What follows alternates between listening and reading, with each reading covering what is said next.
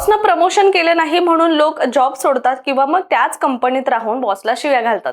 मात्र अमेरिकेच्या एका कंपनीत बॉसनं प्रमोशन केलं नाही या रागातून एका महिलेनं चक्क तीच कंपनी विकत घेत त्याच बॉसला कामावरून काढून टाकत बदला घेतलाय।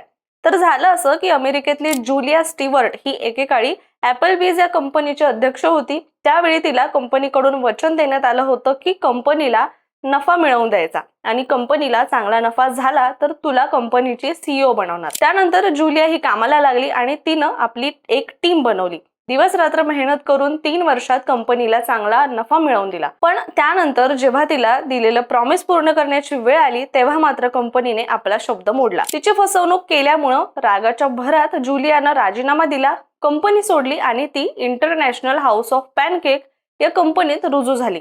तिथं अनेक वर्ष काम केलं आणि या कंपनीला सुद्धा चांगल्या पोझिशनवर पोहोचवलं। त्यानंतर इंटरनॅशनल हाऊस ऑफ पॅनकेकचे संचालक मंडळ नवीन कंपनी खरेदी करण्याचा विचार करत होते। त्यावेळी जुलियानं ती काम करत असलेली जुनी कंपनी म्हणजेच ॲपलबीज खरेदी करण्याचा सल्ला दिला आणि मग 2.3 बिलियन मध्ये ती कंपनी खरेदी केली आणि तिथं काम करत असणाऱ्या आपल्या जुन्या बॉसला तिनं त्या कंपनीतून काढून टाकलं। अशा प्रकारे बदला घेत आधीच्या बॉसला तिनं बाहेरचा रस्ता दाखवला।